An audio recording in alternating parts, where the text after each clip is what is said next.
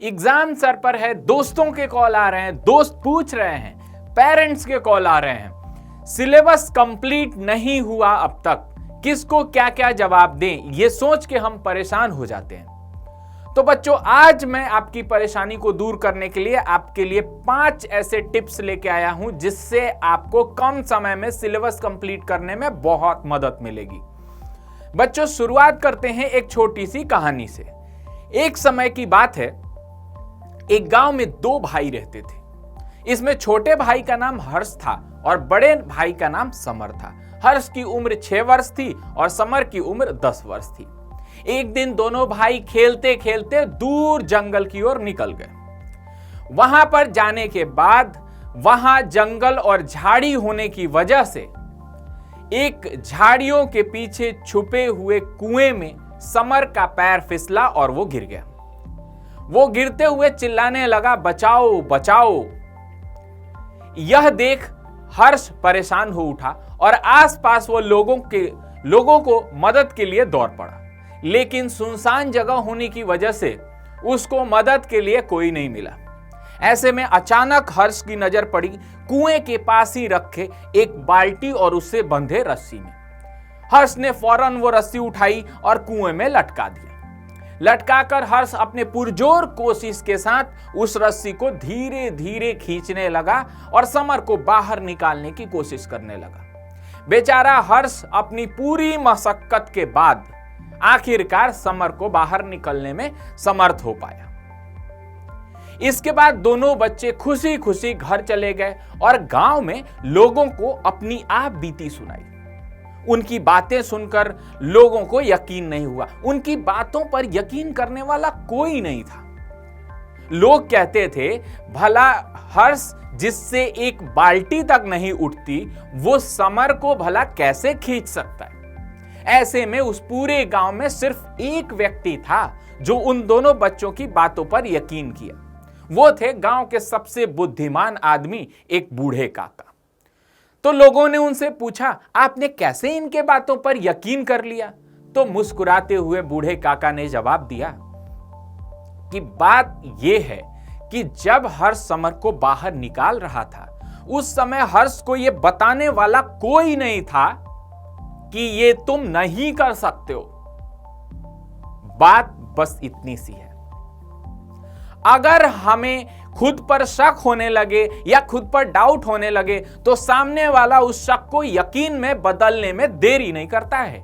इसलिए दूसरों से पूछने की बजाय खुद पर भरोसा करें और हम कहें, यस आई कैन। यही पहली सीढ़ी होती है सफलता की ओर। बच्चों, impossible word is not in my dictionary, it is only found in the dictionary of fools। यह मेरा कहना नहीं है, यह कहना उस व्यक्ति का है जिसने महज 16 वर्ष की उम्र में 3 साल की ग्रेजुएट डिग्री महज 1 साल में उसने हासिल कर ली थी। जिस उम्र में आप अभी सब हो, इसी उम्र की बात कर रहे हैं।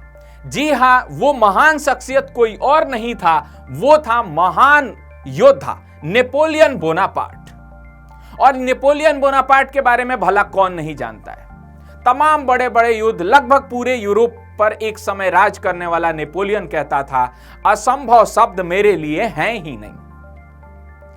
तो बच्चों, आज मैं आपको वो 5 टिप्स अब मैं बताने जा रहा हूं जिससे आप ये सोच पाओगे कि हम भी कैसे कर सकते हैं।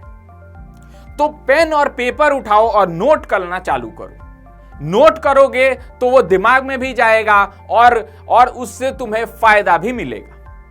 तो बच्चों देखो, कौन से वो 5 टिप्स हैं। आते हैं पहले टिप्स की ओर। जो हमारा पहला टिप्स है, डोंट स्टडी ऑल।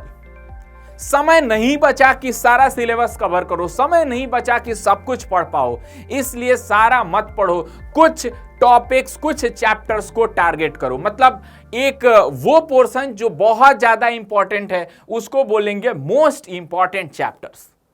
और जो भी पढ़ रहे हो उसको प्रिसाइजली पढ़ो, कॉन्फिडेंस के साथ पढ़ो कि हाँ, ये मैं पढ़ रहा हूं तो इसमें मैं पूरा 100% कर सकता हूं। इसके साथ साथ जो हमारे मोस्ट इंपॉर्टेंट चैप्टर्स हैं उसके प्रीवियस ईयर के क्वेश्चंस प्रैक्टिस करो। एटलीस्ट पिछले साल के 2023 के क्वेश्चंस और 2022 के क्वेश्चंस अगर इतना भी कर लेते हो तो हमारी प्रैक्टिस अच्छी खासी हो जाएगी।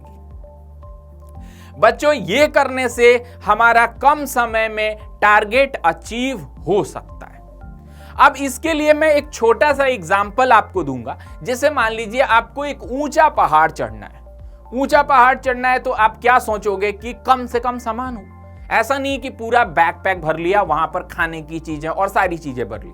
आप सबसे ज्यादा इंपॉर्टेंट चीजें भरोगे, जैसे चाकू, रस्सी, ऐसी चीजें और थोड़ी बहुत न्यूट्रिशियस चीजें खाने वाली, ऐसे भरोगे, नहीं कि फालतू चीजों से बैग भर लोगे, नहीं तो चढ़ाई बहुत मुश्किल हो जाएगी। इसी तरह से हमें क्या पढ़ना है, हमें कुछ अपने मोस्ट इंपॉर्टेंट चैप्टर्स पढ़ने हैं। अब बात आती है सर मोस्ट इंपॉर्टेंट चैप्टर्स कहां से पढ़ें, कैसे जाने।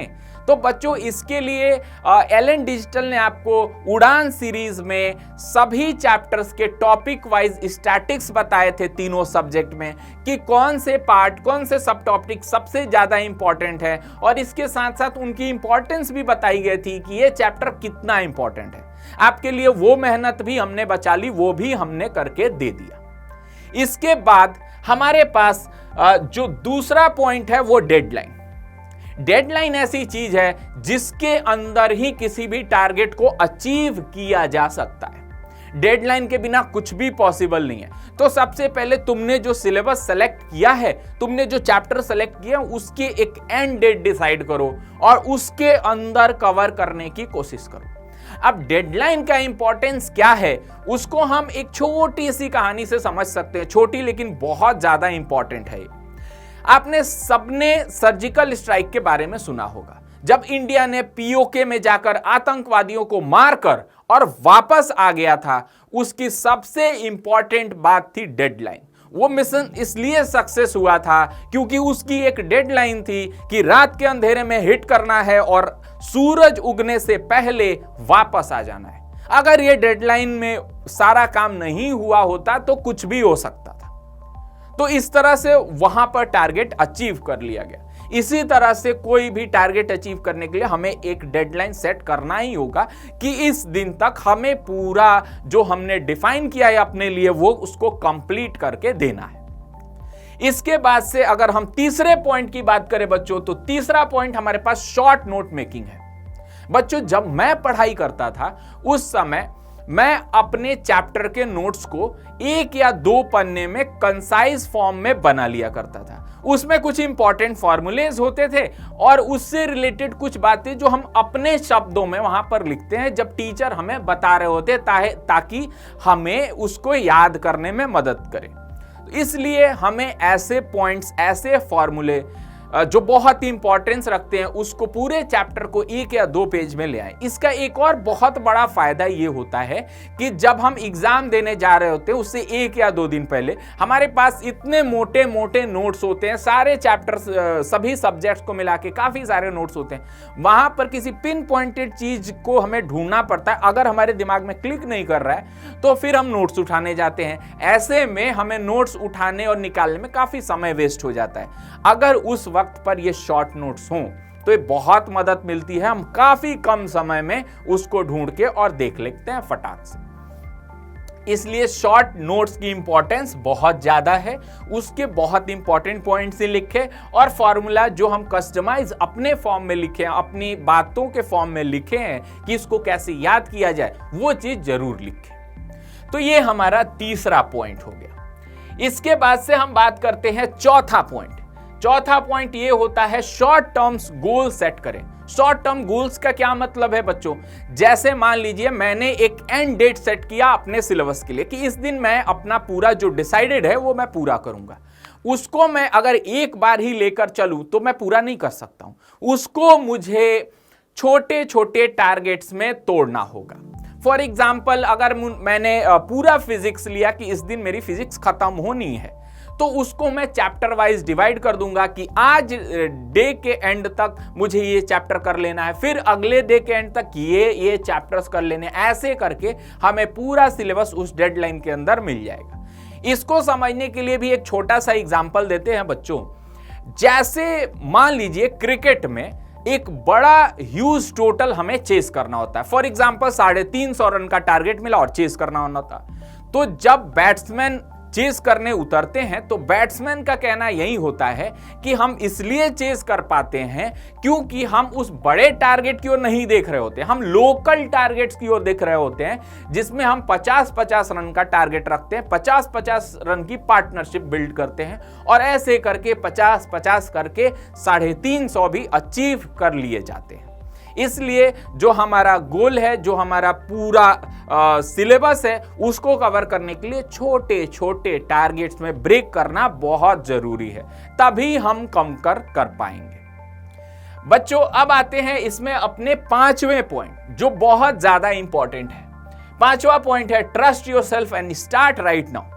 किसी भी काम को करने के लिए किसी वक्त के इंतजार की बजाय इस समय खासकर अभी और अभी स्टार्ट करना होगा। और खुद पर भरोसा, ये तो सबसे ज्यादा इंपॉर्टेंट है। खुद पर डाउट करोगे तो अगेन डाउट में फंसोगे और कर नहीं पाओगे। इसलिए उस नहीं को हटाने